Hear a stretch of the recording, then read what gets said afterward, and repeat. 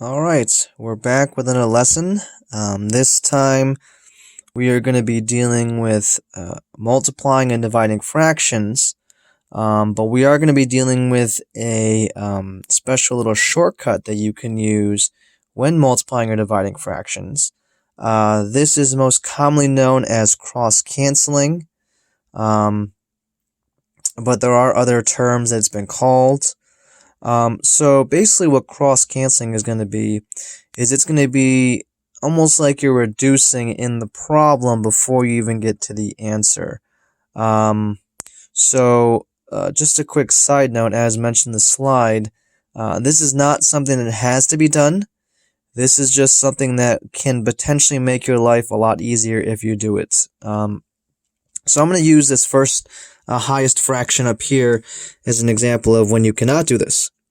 So if you look here, we have 1/2 and 1/3. And basically what cross-canceling is you are going to look at the numbers that are across from each other. In this case, the 1 and the 3 and the 1 and the 2. Now, unfortunately for us, the 1 and the 3 and then the 1 and the 2 I can't do anything with, because once I get down to 1, I'm pretty much as low as I can go. So in this case, I would just have to multiply across the top and across the bottom. So again, a cross, not cross multiplying, but a cross, and I would get my answer. Now down here with this problem, I can do something similar. So I can do this here. I can go 2 times 2 is 4, and 4 times 3 is 12. And that problem, however, can be reduced, because both of those numbers can be divided by 4. Which would give me an answer of 1/3. Now, that again is a perfectly acceptable way of solving a problem like this. It works, and for this particular problem, it's fairly quick. However, there is this cross-canceling method I mentioned that can make your life a little bit easier if you decide to use it. So I'm going to rewrite this problem down here. And as I mentioned before, the cross-canceling is basically you're looking at the numbers that are diagonal from each other and seeing essentially if they can be reduced in some capacity. So in this case, the 2 and the 3, I wouldn't be able to do anything with that, because 2 and 3 do not share a common factor. There's no way I can divide 2 by anything that 3 can be divided by, and vice versa. The 2 and the 4, however, they can be reduced, because 2 and 4 can both be divided by 2. Similar to up here, 4 and 12 can both be divided by 4. So what I can do here is I can reduce this problem right here.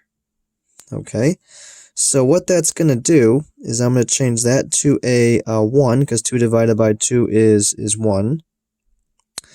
And then I'm going to divide this by 2. So 2 divided by 2 is 2. Okay. Now, that is going to give me an answer of 2/6, which will reduce down to 1/3.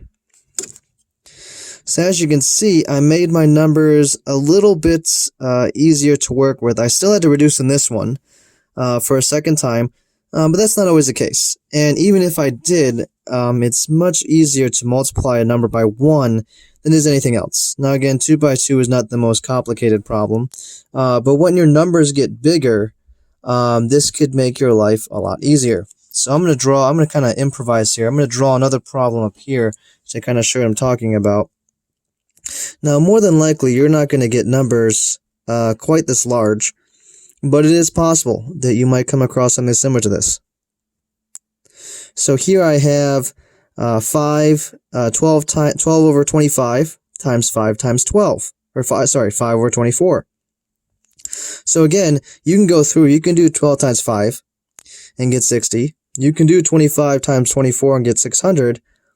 But that is obviously dealing with much, much larger numbers than you would want to. So the quicker way to do this, again, would be to cross-cancel. Now, 5 can go into 25 5 times and go itself once. So I can do that. 5 divided by 5 is 1. 25 divided by 5 is 5. I can also cross-cancel out here, because I know that 12 can go into 24 twice. Now, as you can see, these numbers are much easier to deal with. 1 times 1 is just 1. 5 times 2 is just 10, and that gives my answer. Now, again, I could have gone across, and I could have gotten, again, 12 times 5 is 60, and 24 times 25 is 600, but that number is much more difficult to deal with. There's much more reducing involved there. And even though 60 and 600 isn't the most complicated reduction, it still is much bigger than dealing with 1 over 10 where we had to do nothing. So again, I can get the same answer, but again, sometimes it's a little bit easier to do this cross-canceling piece. Now I'm going to show you how it can be done with division as well. Now with division, as again you may have noticed in the previous clip, you need to always flip your second fraction, the keep, change, flip method. So you keep your first fraction the same. You change your sign to multiplication, and you flip your second fraction. Now at this point, again, I can cancel some stuff out. I can cancel out my 5s, okay, because they would both become 1s. And I can cancel out my 6 and my 12. Now if you look here, my right side is 1 over 1, which means I'm essentially done. Because remember, when you multiply anything by 1, it shuts itself. So in this particular case, when I do 1 times 1, I'm going to get 1, and when I do 2 times 1, I'm going to get 2. But again, I didn't need to do that, because these sides are both 1, which means this, whatever this is my answer. So again, you can see this method saves us a lot of time and makes our life a lot easier. So just for clarification, just be thorough, I am going to show you examples with whole numbers and with mixed numbers. So I'm going to go down here. Again, I have 7 over 12 times 4 over 1. And first, with any whole number, as you may have read, it needs to go over 1, just like that. Okay, now I have a denominator to work with. But here, again, I can cross-cancel this out. I can do the 4 and the 12. Okay, so now instead of 7 times 4, I have 7 times 1, which is just 1. And instead of 12 times 1, I have 3 times 1, which is just 3. And again, you may note, again, this side is both 1s, which means this is my answer. Now, I'm glad I did this one. Again, this was unintentional, but this provides me another example to, again, review turning improper fractions into mixed numbers. Again, you would simply divide your bottom number into your top number. So you'd ask yourself, okay, how many times can 3 go into 7? In this case, 3 can go into 7 twice. 3 times 2 is 6. Now, what would be left over is the 1. So 3 goes into 7 twice, with 1 left over, which is my 1/3. Now, again, I did that kind of quickly. If you need more examples or need a more thorough showing of that, I do have another video, another clip, which you can go to. But there you can see an example of, again, changing an improper fraction to a mixed number. So here, again, we have a similar problem where we are dividing a fraction by a whole number. We have 9 over 13 divided by 3. So I'm going to put that 3 over 1 first, and then I'm going to use my keep, change, flip method. So we're going to keep this one the same. Again, we're going to change the sign to multiplication, and again, we are going to flip our second fraction. Now, the keep, change, flip are just terms that, again, I remember hearing in school, and I'm sure a lot of you did too. If you want to remember another way, you're more than welcome to. If you want to just say, hey, Tim, I know that I got to flip my second fraction. That's great too. Whatever is going to be easiest for you. Again, this is just what was most likely the most commonly taught method for most of you out there. I know today in New York State, the Common Core standards provide a different method of doing fractions. But historically speaking, the keep, change, flip method is probably what most people have heard when it comes to dividing fractions. So anyway, getting back to here again, I can cross-cancel a few things out. Because I know that 3 can go into 9 3 times, and 3 can go into itself once. And again, I have 1 on either of these sides. Now, this is happening quite often. This is unintentional. This will not always be the case. However, here it simply gives us our answer of 3 over 13. And again, that's because the 3 could go into the 9 evenly, and the 3 can go into itself evenly. So basically, again, it's like we are reducing or canceling or simplifying in the problem itself before we even get to the answer. and it's saving us a step. This is another example where things might be a little more complicated, because had I done this straight up, I would have gotten 9 over 39. And while some of you may be aware this can be reduced down to this by dividing by 3s, not everyone is aware of that. Or people can probably figure it out, but it might take them a little bit of effort. And we're trying to save ourselves as much time as possible. So using this cross-canceling method could potentially save you a lot of time and effort in the long run. So finally, before I sign off, I'm going to show you an example using mixed numbers. So here I have a mixed number 2.5 times another mixed number 3 1/3. So again, real quick, you got to change these to improper fractions, which means multiplying your denominator by your whole number and then adding it to the top. So 2 times 2 is 4, plus 1 is 5, so that's going to give me 5 over 2.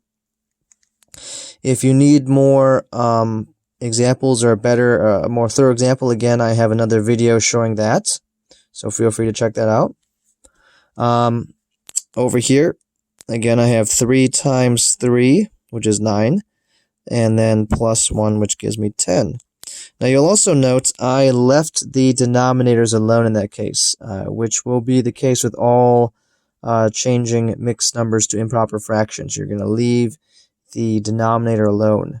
And that helps in the case, because again, I can cross-cancel out my 2 and my 10, because 2 can go into both of those. It goes into 2 once, and it goes into 10 5 times.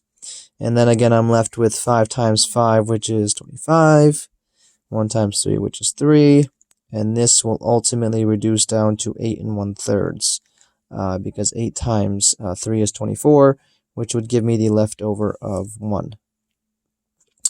Now lastly, I'm going to do a division one. This one is probably the most complicated of the group.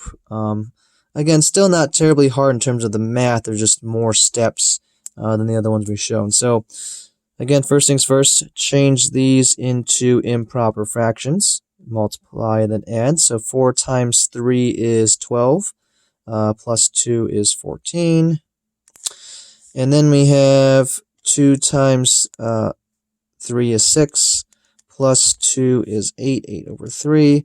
Now you'll note I did that step before I changed anything or I flipped anything. So this here, whether it be changing improper fractions, or sorry, mixed numbers to improper fractions, or putting your whole numbers over 1, that has to be done first, before any flipping, before any math. You need to use this step first.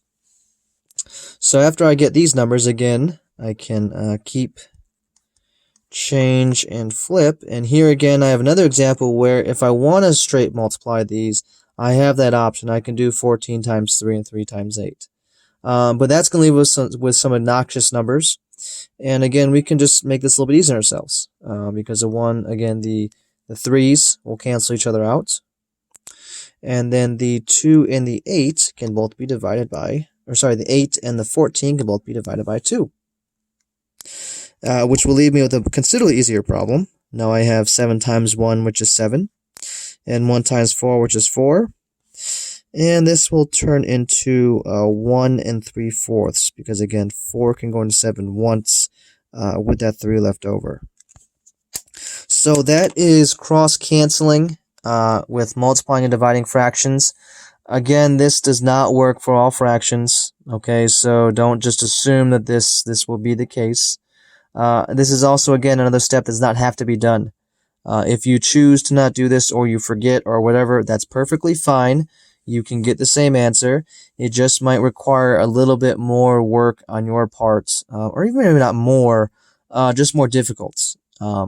Because when you cross-cancel, you are going to be reducing smaller numbers than if you were to try and reduce in the problem.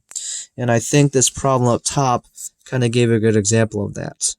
So, anyways, I hope this was helpful. And if you have any questions or comments, again, feel free to make those in any of the areas provided, whether it be a comment on YouTube, an email, a comment on the Google Classroom. And anyways, we will see you in the next video. Okay.